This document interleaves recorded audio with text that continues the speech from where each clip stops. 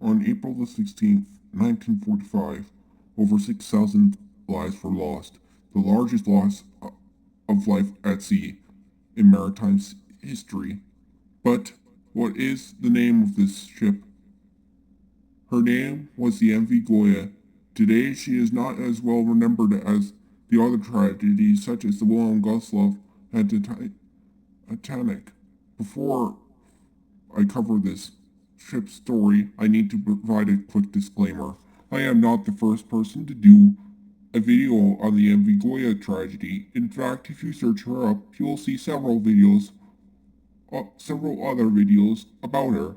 I would recommend go checking them out.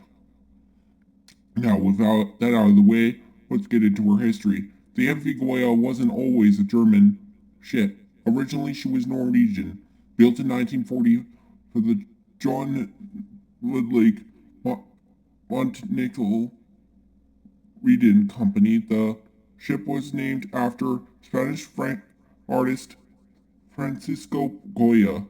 Following Germany's invasion of Norway of that year, she was seized by the Kriegsmarine and pressed into service as a troop transport. Near the end of the war, the MV Goya took part in Operation Hannibal, the evacuation of a German port. German military and civilian personnel from remaining pockets held by the Germans along the Baltic Sea on April 16, 1945. The MV Goya departed Gotenhafen, now Gdynia, Poland, for Kiel, Germany, carrying an estimated 67,000 to 72,000 people.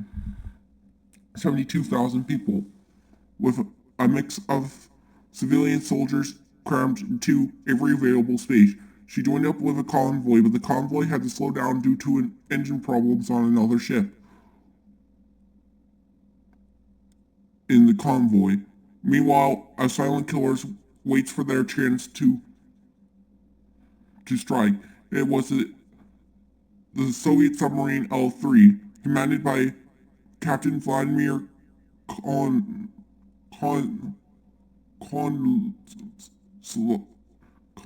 Konolov, which had been tracking the slow-moving convoy at 11:52 p.m. The L-3 fired 4 torpedoes. 2 torpedoes missed. However, the next 2 hit their mark, one on the bow and one to the midships.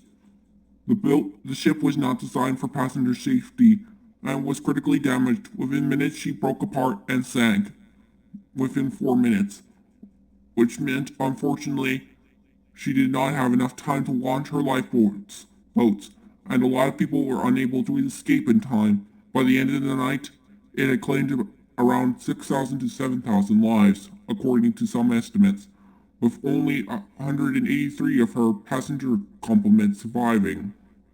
However, she is not remembered well despite her high casualty count.